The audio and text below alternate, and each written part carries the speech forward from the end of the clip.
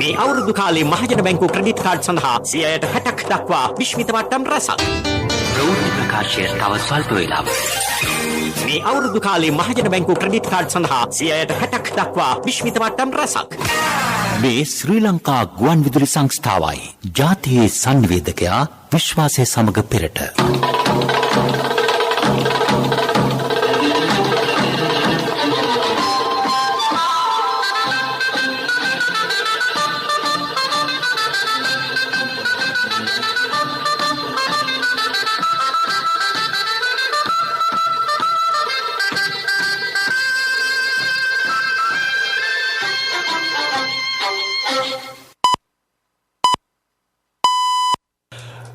වෙලාව උදෑසන 6යි.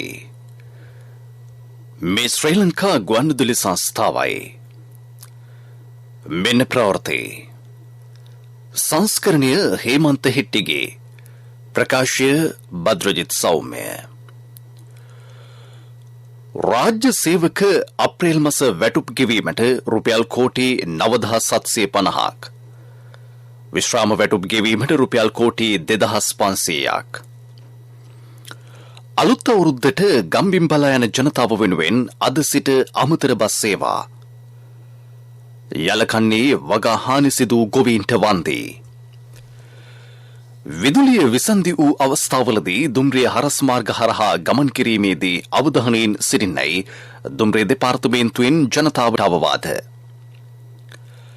සමුද්‍ර දූෂණ වැළැක්වීමේ පනත සම්බන්ධයෙන් අදාළ ආයතනවල අදහස් හා යෝජනා ලබා ගැනේ. රත්මලාන ජාත්‍යන්තර ගුවන්තොටුපොළේ සිට දැන් මාලදිවයිනට ගුවන් ගමන්. ඉම්රාන් ඛාන් මහතාගේ ඉරණම පිළිබඳ පාකිස්තාන ශ්‍රේෂ්ඨාධිකරණ තීන්දුව ප්‍රකාශයට පත් කෙරේ. අප්‍රේල් මාසයේ රාජ්‍ය සේවක වැටුප් හා උත්සව අත්තිකාරම් ගෙවීමට රුපියල් කෝටි 9750ක් වෙන් කර ඇතැයි මුදල් අමාත්‍යාංශයේ නියෝජ්‍ය ලේකම් ප්‍රියන්ත රත්නායක මහතා කියයි. වැටුප් සඳහා රුපියල් කෝටි 9200ක්ද උත්සව අත්තිකාරම් සඳහා රුපියල් කෝටි 550ක්ද වෙන් කර තිබේ.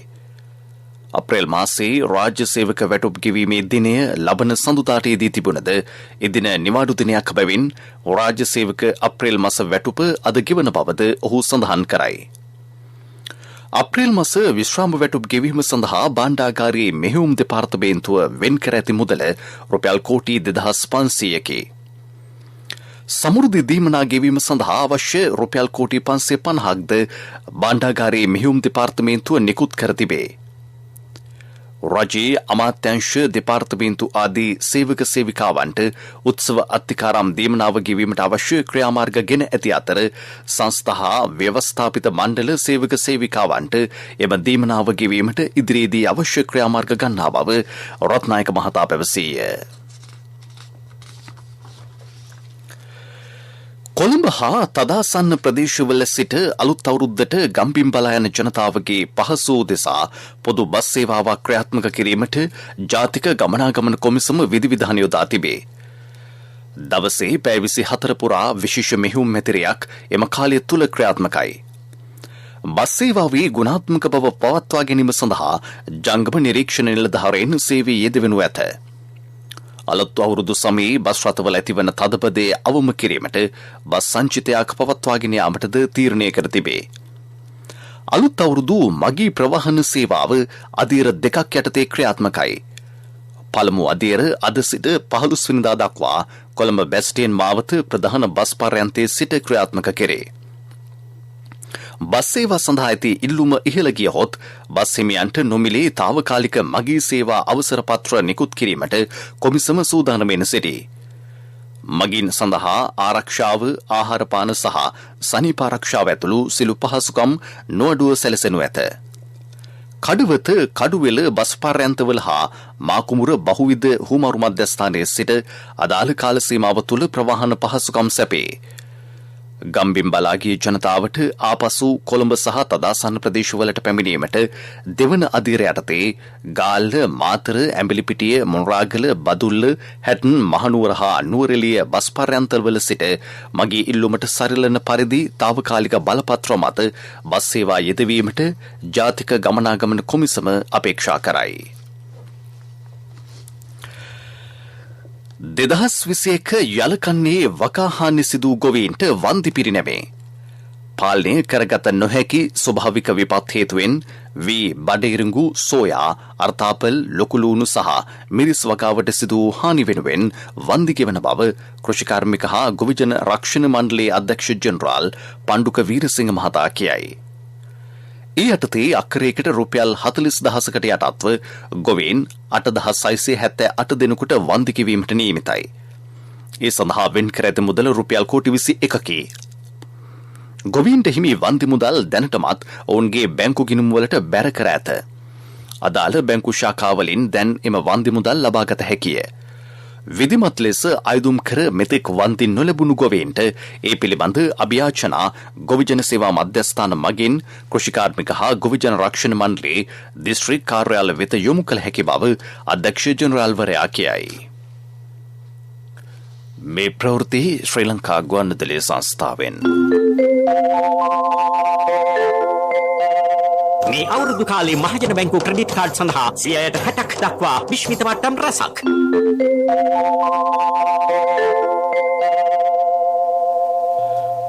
වරින් වර විදුලිය විසන්ධවීම හේතුවෙන් දුම්රිය හරස් මාර්ගවල ඇති ස්වයංක්‍රීය සංඥා පද්ධති අක්‍රිය වන බව දුම්රිය නියෝජ්‍ය සාමාන්‍යාධිකාරී ගාමිණී සෙනවිරත්න මහතා කියයි. එය සැබවින්ම බරපතල ගැටලුවකි. එම නිසා දුම්රිය හරස් මාර්ග හරහා ගමන් කිරීමේදී ජනතාව දැඩි අවධානයෙන් ක්‍රියා කළ යුතු බව ඔහු අවධාරණය කරයි. ඒ පිළිබඳ තවදුරටත් කරුණු පැහැදිලි කරන නියෝජ්‍ය සාමාන්‍යාධිකාරීවරයා මේ දිලවල සිදුවන විදුලි කප්පාදුව හේතුවෙන් විශේෂයෙන්ම බැරියර් සහ බෙල්ලෙන් ලයිට් සඳහා සපයා ඇති විදුලිය නොමැතිවීම හේතුවෙන් බොහෝ දුම්රිය හරස් මාර්ගවල බෙල්ලෙන් ලයිට් ක්‍රියාත්මක නොවීම නිතරම සිදු වෙනවා. එබැවින් මේ විදුලි කප්පාදුව සිදුවන කාලය තුල විශේෂයෙන්ම දුම්රිය හරස් මාර්ග හරහා ගමන් කරන රථ වාහන සහ පයින් ගමන් කරන සියලුම ජනතාවට මම ආයතනයක් කරන්න කැමතියි. හරස් මාර්ගයක ලයිට් දැල්වෙන්නේ නැත්නම් ඔබ ඉතා සුපරීක්ෂාකාරීව දෙපැත්ත සොයා බලා හරස් මාර්ගයේ හරහා ගමන් කරන ලෙසට. මොකද මෙහිදී දුම්රියක් පැමුණුනොත් ඔබගේ ජීවිත නැතිවීමේ අවදානය 100%ක්ම තියෙනවා. ඒ නිසා දැඩි අවධානමකින් යුතුව මේ දිනවල දුම්රිය හරස් මාර්ග හරහා ගමන් කරන ලෙස හරස් මාර්ග හරහා ගමන් ගන්නා සියලු ජනතාවකින් කාරුණිකව ඉල්ලා සිටිනවා. අලුත් අවුරුදු සමයේ ශ්‍රී ලංකා දුම්රිය දෙපාර්තමේන්තුව ධාවනයට එක් කර ඇති විශේෂ දුම්රිය සම්බන්ධයෙන් කරුණු දැක්වූ නියෝජ්‍ය සාමාන්‍යාධිකාරී ගාමිණී සෙනවිරත්න මහතා සියලුම ශීඝ්‍රගාමී සහ නගරාන්තර ශීඝ්‍රගාමී දුම්රියන් ධාවනයට අමතරව තවත් බදුල්ල සහ යාපනය කංකසතුරේ දක්වා විශේෂ දුම්රිය ධාවනය සිදු කිරීමට කටයුතු කරන 8 වෙනිදා ඉඳලා ඊට අමතරව මගී ජනතාව වැඩිවීම අනුව තවත් දුම්රිය සූදානම් කරලා තියෙනවා. ශනිකවම එම අවස්ථාවේදී වැඩි එන ප්‍රදේශීය බලලා දුම්රිය ධාවනය කිරීමට. මේ අවුරුදු කාලේ මහජන බැංකුව ක්‍රෙඩිට් කාඩ් වලින් shopping කරන ඔයාලට 60%ක් දක්වා විශ්මිත වට්ටම් රැසක්. වැඩි විස්තර සඳහා 19.61 අමතන්න. කොන්දේසි අදාළ වේ. ප්‍රමුඛ පුවත සමුද්‍ර දූෂණ වැළැක්වීමේ 2008 අංක 35 දරන සංශෝධිත පනතට ඇමති මණ්ඩල අනුමැතිය ලැබීමෙන් පසු එය සෙසු ආයතනවල නිරීක්ෂණය සඳහා යොමු කර ඇතැයි සමුද්‍රයේ ආරක්ෂණ අධිකාරී සභාපති දර්ශනී ලහඳුපුර මහත්මිය කියයි. නිරීක්ෂණයෙන් අනතුරුව එම ආයතන ඉදිරිපත් කරන යෝජනා සංශෝධන පිළිබඳ අධිකාරිය සූදානම්වෙන් සිටී. මෙම පනත පිළිබඳ තවදුරටත් අදහස් දක්වන සභාපතිනිය. ඇත්තටම මේ පනත 2008 තමයි ඉදිරිපත් වෙලා තියෙන්නේ. ඒන් පසුව දැනට 2008 ඉඳලා 2022 වෙනකොට අවුරුදු 14ක් පමණ කාලයක් ගත වෙලා තියෙනවා. එකම සංශෝධනයක්වත් ඉදිරිපත් වෙලා නැහැ. ඒ කාල සීමාව ඇතුළත අපි මුහුණ දුන්න විශාල වශයෙන් සමුද්‍ර පරිසරය සහ වෙරළ තීරය ආරක්ෂා කරගන්න සම්බන්ධව විශාල වශයෙන් මුහුණ දෙන්න විවිධ අත්දැකීම් සිද්ධි. හේතු කරගෙන අපිට පේනවා අපේ තියෙන නීතිමය තත්ත්වය ශක්තිමත් හොඳ නීතිමය තත්ත්වයක් තියෙනවා. විශේෂයෙන්ම නෞකාවල අනතුරු සම්බන්ධයෙන්. නමුත් එතන එහාට ගිහිල්ලා තව ශේෂ්ත්‍ර කීපයක ශක්තිමත් පනතක් හදන්න ඕන කියන එක සලකලා තමයි විශාල කණ්ඩායමකගේ යෝජනා එකතු කරලා කාලයක් තිස්සේ ඒ වගේම මූලිකවම මේ සමුද්‍ර නීතිය සම්බන්ධ විද්වත් නීතිඥවරුන් කමිටුවක් හරහා ගිහිල්ලා තමයි මේ කටයුත්ත අපි සිද්ධ කරලා තියෙන්නේ. ශක්ති හඬ අවධානය පිණිසයි ඔබ වෙත ගෙනෙන්නේ තෑගි ගොඩයි වාසි රසයි CIB අවුරුද්දයි. අප්‍රේල් 10 දක්වා සෑම බිල්පතකටම වටිනා තෑගි. බැංකු කාඩ්පත් සඳහා 20% දක්වා වටම්. අදම CIB එන්න. උත්සව සමයේ ජනතාව විවිධ අවශ්‍යතා සඳහා විශාල වශයෙන් කොළඹට පැමිණෙන බැවින් ගාලුමූදුර කොටුව හා පිටකොටුව ප්‍රදේශවල අධික වාහන තදබදයක් පවතින බව පොලිස් මාධ්‍ය ප්‍රකාශක කාර්යාලය පවසයි. ඒ අනුව අද පස්වරුවේද එම ප්‍රදේශ ආශ්‍රිතව රථවාහන තදබදයක් ඇතිවිය හැකි බැවින් එම ප්‍රදේශ වෙනුවට හැකිතාක් විකල්ප මාර්ග භාවිත කරන්නයි පොලිසිය ජනතාවගෙන් ඉල්ලීමක් කරයි. තෑගි ගොඩයි වාසි රසයි CIB අවුරුද්දයි. අප්‍රේල් 10 දක්වා සෑම බිල්පතකටම වටිනා තෑගි. බැංකු කාඩ්පත් සඳහා 20% දක්වා වටම්. අදම CIB එන්න. ලෝක ප්‍රවෘත්ති අනුග්‍රහය කවුරු කොහොම කිව්වත් ලීසින් එකක් ගන්න ලීසින් මහගෙදරට පිවිසෙන්න. පීපල්ස් ලීසින් ජන හද හඳුනන ලීසින් මහගෙදර. වැඩි විස්තර ළඟම පීපල්ස් ලීසින් ශාඛාවෙන්. පීපල්ස් ලීසින් විශ්වාසයේ ප්‍රමුඛයා. අගමැති ඉම්රාන් ඛාන් මහතාට එරෙහි විශ්වාසභංග යෝජනාවට අදාළ පාර්ලිමේන්තු ඡන්ද විමසීම අත්හිටුවීම ව්‍යවස්ථා විරෝධී බව පාකිස්තාන ශ්‍රේෂ්ඨාධිකරණය තීරණය කරයි. ඒ අනුව ඛාන් මහතා තනතුරෙන් පහ කිරීමට අවශ්‍ය මඟ හෙළිවෙමින් පවතී. පසුගිය ඉරිදා පැවැත්වීමට සැලසුම් කර තිබූ එම ඡන්ද විමසීම අගමැතිවරයාගේ නායකත්වයෙන් යුත් පාලක පක්ෂයේ ප්‍රතික්ෂේප කළේය. එම විශ්වාසභංග යෝජනාවෙන් අගමැතිවරයා පරාජය වීමට බොහෝ දුරට ඉඩ තිබිණි. ඡන්ද විමසීම පැවැත්වීම වෙනුවට පාර්ලිමේන්තුව විසුරුවා හැර නව මැතිවරණයක් ප්‍රකාශයට පත් කෙරිණි.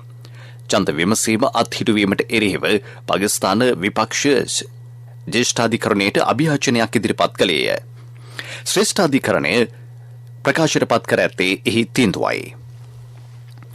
රුසියානු හමුදා යුක්‍රේනයේ සිවිල් වැසියන් විශාල සංඛ්‍යාවක් ඝාතනය කර ඇතැයි පවසන යුක්‍රේන ජනාධිපති වොලොදිමීර් සෙලෙන්ස්කි මහතා රුසියාව එක්සත් ජාතීන්ගේ ආරක්ෂක මණ්ඩලයෙන් ඉවත් කරන්න ඉල්ලයි. වීඩියෝ තාක්ෂණය ඔස්සේ ඔහු පසුගියදා ජගත් ආරක්ෂක මණ්ඩලයේ ඇමතිය. රුසියාව ඉවත් නොකරන්නේ නම් ආරක්ෂක මණ්ඩලයේ විසිරුවා හැරීමට වඩාත් සුදුසු බව ඔහු පැවසීය.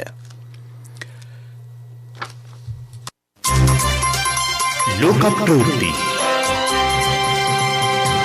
අනුග්‍රහය වීල්ලකේ ලීස් එකට ලීසින් මහගෙදරට එන්න. පීපල්ස් ලීසින් ජන හද හඳුනන ලීසින් මහගෙදර. වැඩි විස්තර ළඟම පීපල්ස් ලීසින් ශාඛාවෙන්. පීපල්ස් ලීසින් විශ්වාසයේ ප්‍රමුඛයා. පෙරසර සංවර්ධනයක පුවත් සම්පින්ඩනය සංවර්ධන පුවත් පොල් පලදාවෙන් නිසි පල නෙලමින් නාස්තිය වලකමින් උවදුරු දුරලමින් ඔබේ අතමිට සරු කරගෙන ජාතික ආර්ථිකයේ සවිමත් කිරීමට දැන් ඔබටත් අවස්ථාව. පලදාව වැඩි කර ගැනීම, නාස්තිය අවම කර ගැනීම, උවදුරු වලකා ගැනීම සහ පොල් වගාව පිළිබඳ තාක්ෂණික සහාය සඳහා විමසන්න. 19/28 වගාව සරු කරගන්න, ආදායම වැඩි කරගන්න.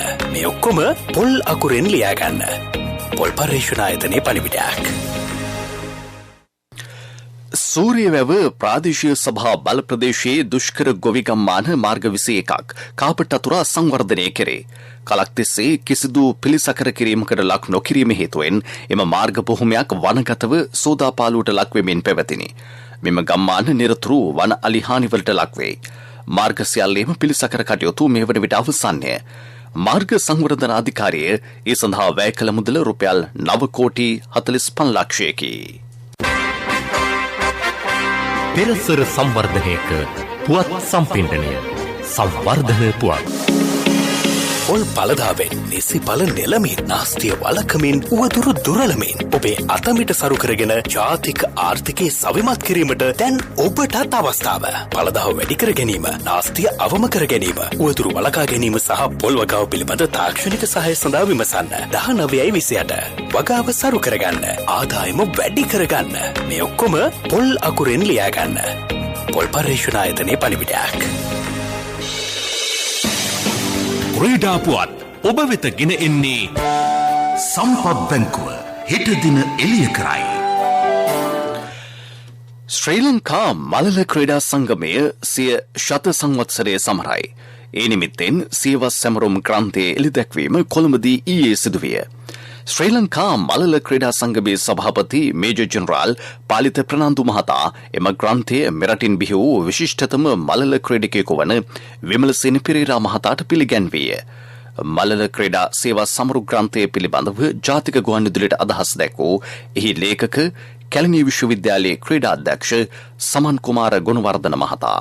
සියන වසරේ ඉතාම විශේෂයි ලංකාවට මේ මනස්කඩ වසර 100 නිසා අපි කල්පනා කරා මේ වසර 100ම තොරතුරු ඇතුළත් කරලා අපි ග්‍රන්ථයක් නිකුත් කරන්න ළඟ මේක ඉතිහාසයේම පටන් ගත්ත කොහොමද මේක විකාශනය වෙන්නේ කොහොමද කියලා මේ සියලුම තොරතුරු ඇතුළත් වෙන ඒ වගේම දුර්ලභ ඡායාරූප විශාල සංඛ්‍යාවක් නම් මේ ග්‍රන්ථේ අපි හිතනවා මේකෙන් තවත් අවුරුදු 100කට මේ මනස්කඩවල ඉතිහාසය අරන් යනවා කියලා අපි මේ ග්‍රන්ථය තුලින් මේක ග්‍රන්ථය ගැන සඳහන් කරනවා මේකේ බැලුවොත් එම අපේ ලංකා ඉතිහාසයේ ජාතික සූත්‍රය පටන් ගත්තේ 1922 වසරේදී මේක 22 වසරේ ඉඳලා මේ දක්වා මේ වසර 100 තුලම සෑම ඉසවකම ජයග්‍රහණය කරපු පළවෙනි කවුද දිනුවේ ඒගොල්ලන්ගේ කාලය දුර උස මේක ඇතුළත් වෙන හැම ඉසවකම. ඒකට ඒ වගේම මෙම ලංකා ඉතිහාසය පටන් ගත්තායි නම් සෑම ඉසවකම වාර්තාව 1922 ඉඳලා මේ දක්වා කොහොමද විකාශනය වුනේ කියලා එක මේ දක්වා නම් වශයෙන් ඒ වාර්තාවේ දක්ෂතාවය නම තිබ්බ ස්ථානයේ කොහෙද දිනේ කොහෙද මේ සියලු ඇතුළත් වෙන සෑම ඉසවකම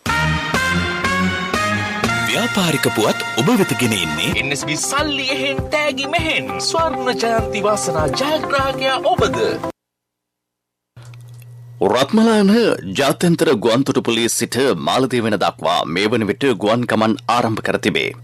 එම ගුවන්තොටුපොළෙන් ජාත්‍යන්තර ගුවන් ගමන් ආරම්භ කිරීමත් සමග සීමා සහිත ගුවන්තොටුපොළ හා ගුවන් සේවා ශ්‍රී ලංකා සමාගම මාලදීවෙන් ගුවන් සේවය සමග එක්ව එම ගුවන් ගමන් සිදු කරයි. මාලදීවින් රජයට අයත් සීමා සහිත අයිලන්ඩ් ඒවියේෂන් සර්විසස් සමාගම ස්වකීය කලාපීය ගුවන් ගමන් නැවත ආරම්භ කිරීමේ ප්‍රතිඵලයක් ලෙස මාලදීවිනේ වේලාන් ගුවන්තොටුපොළ හා රත්මලාන ගුවන්තොටුපොළ අතර එම කලාපීය ගුවන් ගමන් සිදුවේ. ආරම්භයේදී සතියකට ගුවන් ගමන් 3ක් සිදු කෙරෙන අතර ලබන මේ මාසයේ සිට එය 5 දක්වා වැඩි කිරීමට නියමිතයි. ව්‍යාපාරික පුවත් ඔබ වෙත ගෙන ආවේ NSB සල්ලි එහෙන් තෑගි මෙහෙන් ස්වර්ණ ජයන්ති වාසනා ජයග්‍රාහකයා ඔබද. NSB ස්වර්ණ ජයන්තිය වෙනුවෙන් සුපිරි ජයග්‍රාහකයාට රන් පවුන් 50ක්, දෙවැනි ජයග්‍රාහකින් 10 දෙනාට ස්කූටර්, දෙවැනි ජයග්‍රාහකින් 10 දෙනාට iPhone, සිව්වැනි ජයග්‍රාහකින් 29 දෙනාට මවුන්ටන් බයික්. 2021 ඔක්තෝබර් 1 වෙනිදා සිට 2022 දෙසැම්බර් 31 දක්වා NSB U Trust තරහ අවමේ වරකට ඇමරිකානු ඩොලර් 100ක් හෝ ඊට සමාන ඕනෑම විදේශ මුදලක් 3 වතාවක් එවන්න. ආර්ථික පුවත්. හම්බන්තොට දිස්ත්‍රික්කයේ ගොවීහු මෙවර යලකන්නේ ආර්ථික වගාවක් ලෙස රටකජු වගා කරති. කෘෂිකර්ම දෙපාර්තමේන්තුව වැඩි දියුණු කළ වලව නම් වන රටකජු ප්‍රභේදය වැඩි වශයෙන් වගා කර තිබේ. තිස්ස මහාරාම, ලුණුගම්වෙහෙර, සූරියවැව රටකජු වැඩි වශයෙන් වගා කර ඇති ප්‍රදේශ වෙයි. යලකන්නේ දිස්ත්‍රික්කයේ හෙක්ටයාර් 3200ක රටකජු වගා කෙරේ.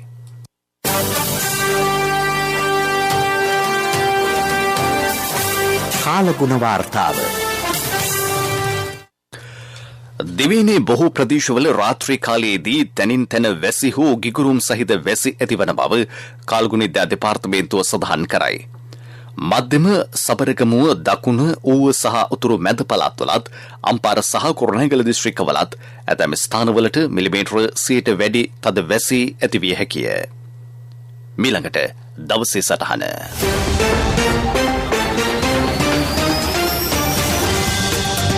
මේ රටේ අනාගතයේ රැඳී පවතින්නේ අපේ දරු පරම්පරාව මතයි.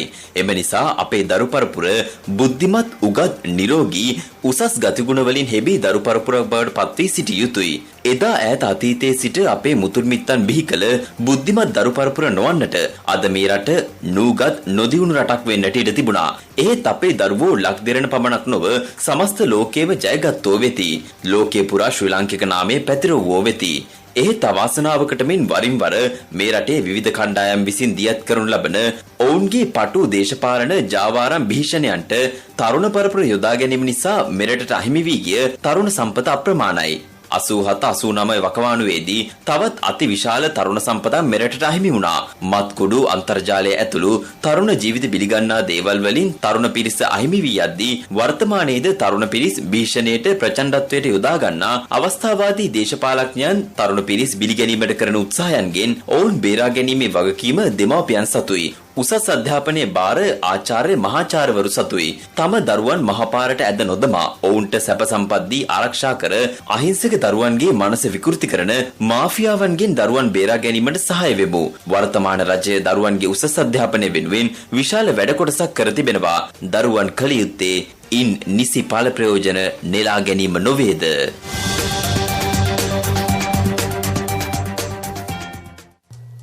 යලි සිරස්තල රාජ්‍ය සේවක අප්‍රේල් මාස වැටුප් ගෙවීමට රුපියල් කෝටි 9750ක් විශ්‍රාම වැටුප් ගෙවීමට රුපියල් කෝටි 2500ක් අලුත් අවුරුද්දට ගම්බිම්බලා යන ජනතාව වෙනුවෙන් අද සිට අමතර බස් සේවා යලකන්නේ වගා හානි සිදු ගොවීන්ට වන්දි විදුලිය විසන්දි වූ අවස්ථාවලදී දුම්රිය හරස් මාර්ග හරහා ගමන් කිරීමේදී අවධානයෙන් සිටින්නයි දුම්රිය දෙපාර්තමේන්තුවෙන් ජනතාවට අවවාද.